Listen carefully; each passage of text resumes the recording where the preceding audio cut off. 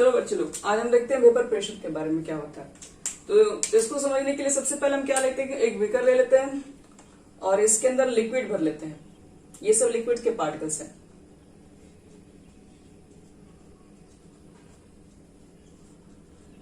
तो लिक्विड के पार्टिकल्स हमने भर दिया इसके अंदर है, और आपको कुछ करना नहीं है, इसके ऊपर बस पूरी तरीके से सील कर दीजिए। मतलब ये वेपर्स बाहर नहीं निकलनी चाहिए, मतलब ये पूरी तरीके से पैक होना चाहिए, ध्यान रखिएगा।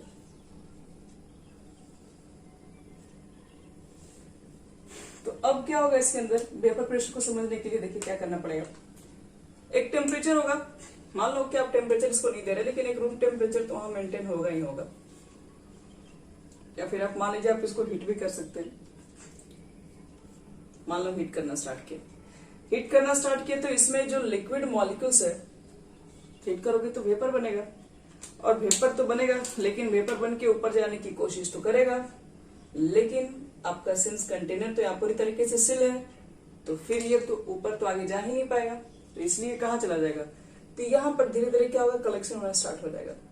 वेपर जो बन के जाएंगे वो क्या, वो हल्के, तो वो इसके अंदर थोड़ी ना आएंगे, वो तो बाहर ही निकल जाएंगे, उसकी एनर्जी ज्यादा होती है। तो यहाँ पर धीरे धीरे इनका इकट्ठा होना स्टार्ट हो जाएगा। तो और वेपर आएंगे, सब एक दूसरे के ऊपर इकट्ठे होंगे। ऐसे करते करते सारे वेपर्स काफी नजदीक हो जाएंगे, तो उनके बीच में अट्रैक्शन बढ़ने लगेगा। अट्रैक्शन बढ़ेगा तो एक गैसियस होता है वेपर, उसके बीच में अट्रैक्शन बढ़ता है, तो फिर वो लिक्विड के अंदर कन्वर्ट होने लगता है। आप लोग भी देखे होंगे, जैसे दूध वगैरह हम लोग खौलाते हैं, तो पहले वो वेपर बन के बाहर निकलता है, जैसे उसको बंद करते कुछ देर बाद वही चीज ओपन कीजिएगा जो उसके ऊपर आप प्लेट वगैरह रखते हैं, उसके अंदर पानी लगने लगता है। तो इसका मतलब है वाटर कहाँ से आ रहा है, तो वही वेपर बना वहां से, वहां पर उसको निकलने के लिए स्पेस नहीं मिला, तो सारे वेपर एक जगह कलेक्शन हो गए, इनके बीच में फोर्स ऑफ अट्रैक्शन आया, जिसकी वजह से फिर वो वापस लिक्विड के अंदर कन्वर्ट होना स्टार्ट हो जाते हैं। तो ये प्रोसेस क्या होता है, देखो अब देखो कि यहाँ पर दो चीजें हो रही है। एक तो देख रहे हो कि वेपराइजेशन हो रही है, मतलब इवेपोरेशन, मतलब इवोपरेशन कह दो, इवेपोरेशन। एक तो यहाँ पर इवोपरेशन स्टार्ट हो गया। इवोपरेशन का मतलब यही होता है कि आपके पास एक लिक्विड के अंदर क्या होगा, एक लिक्विड जो है वो गैसेस में कन्वर्ट हो रहा है। ये तो पहला स्टेप हो रहा है जब आप टेम्परेचर धीरे धीरे स्टार्ट किए। लेकिन कुछ समय के बाद जैसे आप देखेंगे कि वेपर्स बाहर निकलने के लिए कोई स्पेस नहीं है, तो कुछ समय के बाद वहां पर सारे वेपर कलेक्शन की वजह से, उनके बीच में अट्रैक्शन की वजह से फिर वो वापस लिक्विड के अंदर आएंगे। जब वो वापस लिक्विड के अंदर आएंगे तो एक वेपर से एक लिक्विड का जो कन्वर्जन होता है उसको हम लोग क्या बोलते हैं, कंडेंसेशन बोलते हैं। एक वेपर टू लिक्विड में कन्वर्जन के प्रोसेस को कंडेंसेशन कहा जाता है। अब देखो जितना वेपर क्या हो रहा है, जितना ऐसे लिक्विड से वेपर में कन्वर्ट हो रहा है, उतना ही हम लोग बोल सकते हैं कि ऐसे कुछ समय के बाद आप चेक करोगे तो लिक्विड भी क्या हो रहा है, वेपर भी लिक्विड के अंदर कन्वर्ट हो रही है। ये दोनों प्रोसेस साथ साथ चलते रहा होता है कुछ समय के बाद। और एक टाइम पर ऐसा भी आ जाता है जिस पर जो रेट ऑफ इवोपरेशन होता है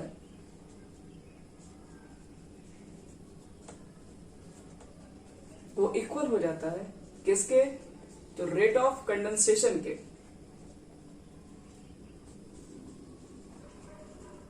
यानी कि रेट ऑफ इवोपरेशन जब रेट ऑफ कंडेंसेशन के इक्वल हो जाए, मतलब जितना इसमें लिक्विड से वेपर में जा रहा होगा, क्योंकि बहुत सारी गैसेस मॉलिक्यूल्स इकट्ठे हो गई हैं, तो वहां पर भी गैसेस ज्यादा प्रेजेंट है, तो वो भी लिक्विड्स के अंदर कन्वर्ट होना स्टार्ट हो जाएगा। तो वन टाइम ऐसा भी मतलब क्रिएट हो जाएगा जिसके अंदर रेट ऑफ इवोपरेशन है, मतलब जितने लिक्विड से वेपर में कन्वर्ट कर रहे हो उतना ही वेपर क्या होगा, लिक्विड के अंदर कन्वर्ट हो रहा होगा। और ये जब दोनों बनने का रेट जब सेम हो जाता है तो इस पॉइंट को बोलते हैं इक्विलिब्रियम। इक्विलिब्रियम के बारे में लोग आगे चैप्टर ही पूरा है पढ़ने के लिए। इस पॉइंट को बोलते हैं हम लोग बच्चे लोग इक्विलिब्रियम। इक्विलिब्रियम का मतलब ये होता है कि अपने आपका जो सिस्टम है वो इक्विलिब्रियम अचीव कर लिया। इक्विलिब्रियम अचीव कर लिया मतलब है कि जितना रेट ऑफ इवोपरेशन हो रहा है, जितना एक लिक्विड वेपर में कन्वर्ट हो रहा है, उतना ही वापस सेम वेपर लिक्विड के अंदर कन्वर्ट हो रहा है। तो ये जो प्रोसेस जिस पॉइंट पे दोनों इक्वल हो जाता है उस पॉइंट को हम लोग बोलते हैं इक्विलिब्रियम। और एट इक्विलिब्रियम कंडीशन पर आपके पास इक्विलिब्रियम कंडीशन अचीव होना चाहिए। तो इक्विलिब्रियम कंडीशन पे हम लोग बोल सकते हैं एक लिक्विड पर, यहाँ लिक्विड सरफेस है, अब यहाँ पर क्या है, गैसेस मॉलिक्यूल्स प्रेजेंट है इसके ऊपर। एक लिक्विड सरफेस पे कुछ ना कुछ गैसेस मॉलिक्यूल्स प्रेशर वहां पर इतने सारे गैसेस मॉलिक्यूल प्रेजेंट है, तो गैसेस है तो प्रेशर अप्लाई करेंगे ही इसके ऊपर, लिक्विड के ऊपर। तो याद रखना कि एट इक्विलिब्रियम पॉइंट पर गैसियस मॉलिक्यूल्स ठीक है, जो भी लिक्विड सरफेस पे प्रेशर एग्जर्ट करेंगी उसी को कहते हैं वेपर प्रेशर। इसी का नाम है वेपर प्रेशर। वेपर प्रेशर याद रखना, at the point of equilibrium बोलना पड़ता है। इक्विलिब्रियम पॉइंट पर आपके पास जो गैसेस मॉलिक्यूल्स है जो एग्जर्ट कर रही है pressure on the liquid surface के ऊपर, इसी का नाम है वेपर प्रेशर। वही चीज लिख दो यहां पर एक लाइन लिख दो, the pressure exerted by the gas molecule of liquid। Gas molecule किसका है? वो लिक्विड का ही है। The pressure exerted by the gas molecules of liquid on the surface of liquid at equilibrium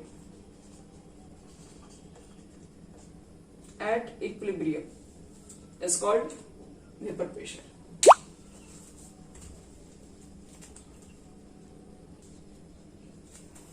देखो बच्चे लोग, ये हो गया हमारा definition. The pressure exerted by a gas molecules of a liquid on the surface of liquid at equilibrium, इसी को हम लोग कहते हैं vapour pressure.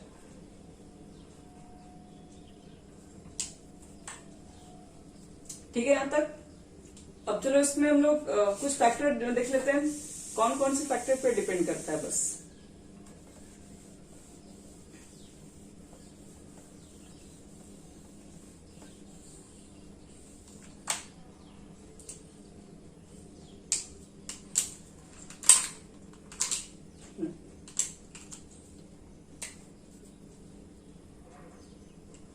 Factor affecting vapour pressure,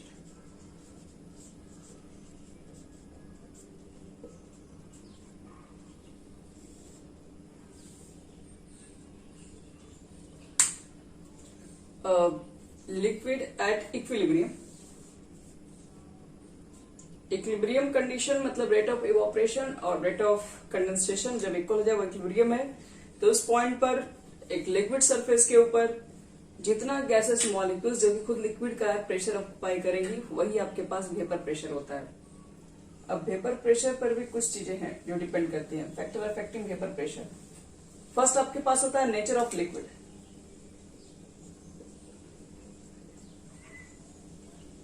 nature of liquid,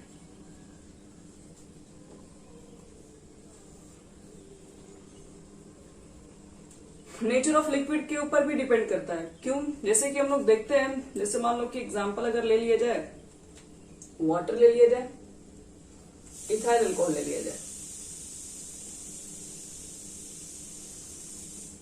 तो हम आपसे पूछेंगे कि वेपर प्रेशर किसका ज्यादा होगा। आप बताइए कि दोनों में वेपर जल्दी बनेगा किसका, अल्कोहल का या वाटर का? तो जिसका बॉइलिंग पॉइंट कम होगा वो जल्दी वेपर बनेगा, ये तो बात मालूम है ना। तो दोनों का बॉइलिंग पॉइंट याद है, 100 वाटर का तो सबको मालूम है 100 डिग्री सेल्सियस होता है। क्या इसका भी आप लोगों को पता है अल्कोहल का कितना होगा? तो इसका तो बॉइलिंग पॉइंट कम है, तो इसके वेपर बनने की जो चांसेस होती है वो इसके कंपैरिजन में ज्यादा है।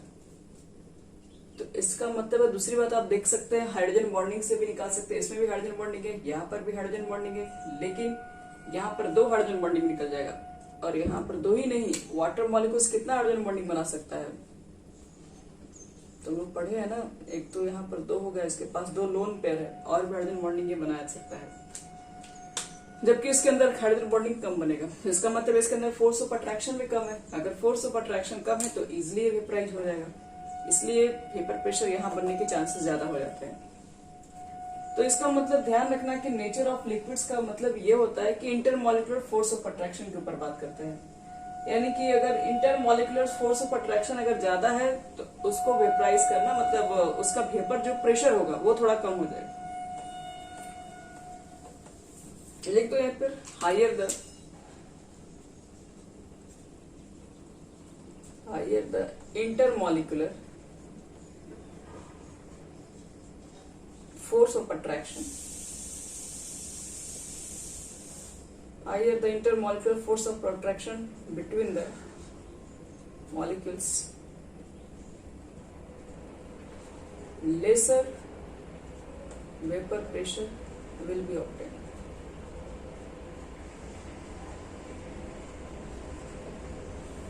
जितना ज्यादा मॉलिक्यूल्स के अंदर फोर्स ऑफ अट्रैक्शन ज्यादा होगा उतना ही वेपर प्रेशर कम बनेगा। इसलिए ये डिपेंड करता है नेचर ऑफ लिक्विड के ऊपर, आप किस तरह के लिक्विड लिए हैं उसके ऊपर भी डिपेंड करता है कि वेपर प्रेशर वहां ज्यादा बनेगा कि कम बनेगा। दूसरी बात, टेम्परेचर।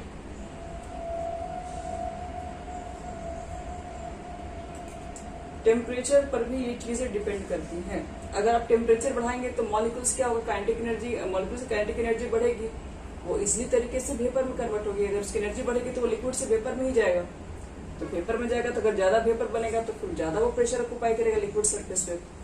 तो बोल सकते हैं जो आपके पास अगर हाइयर जो टेम्परेचर रहेगा higher will be the vapour pressure, यानी जो टेम्परेचर है बोल सकते हैं वो डायरेक्टली प्रोपोर्शन होता है वेपर प्रेशर के। वेपर प्रेशर ज्यादा होगा जब आप टेम्परेचर को बढ़ाएंगे तो उस कंडीशन में ज्यादा बनता है।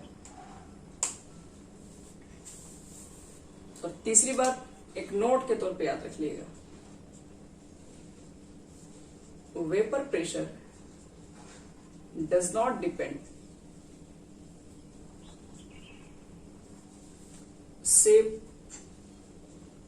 size, volume of liquid, या फिर वॉल्यूम ऑफ मतलब shape, size, volume of the liquid, मतलब कंटेनर के ऊपर ये डिपेंड नहीं करता आपके कंटेनर किस में लिए, उसकी शेप क्या है, साइज क्या है, वॉल्यूम क्या है,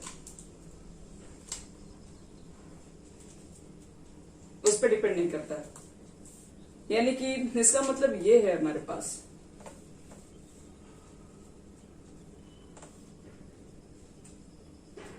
यहाँ पे लिक्विड नहीं कंटेनर लिख ज्यादा ठीक रहेगा। ये डिपेंड नहीं करता कि आप किस में रखें। जैसे उनका ये कहना है कि आप यह छोटे से वेसल में रख लो लिक्विड, वही लिक्विड को आप इतने बड़े वेसल में रख लो, वही लिक्विड को आप इसमें रख लीजिए, कोई फर्क नहीं पड़ता है, चाहे आप यहाँ डालो, यहाँ डालो, यहाँ डालो, यहाँ डालो। अगर आपकी टेम्परेचर अगर सेम है, लिक्विड सेम है, तो वेपर जो बनेगा और जो वेपर के द्वारा जो प्रेशर बनेगा वो सबका सेम होगा, चाहे लिक्विड इसमें हो, चाहे इसमें हो, चाहे इसमें हो, कोई फर्क नहीं पड़ने वाला है। तो बहुत लोगों को लगता है कि यहाँ पर अगर होगा तो ज्यादा बनेगा, यहाँ पे सरफेस एरिया ज्यादा है तो यहाँ पर वेपर ज्यादा बनना चाहिए। लेकिन देखो यहाँ पर ध्यान से, यहाँ पर हम वेपर के ऊपर बात नहीं कर रहे, वेपर प्रेशर के ऊपर बात कर रहे हैं। प्रेशर होना चाहिए, तो प्रेशर इज इक्वल टू हमें पता होता है कि फोर्स बटे pressure is equal to force बटे में एरिया होता है।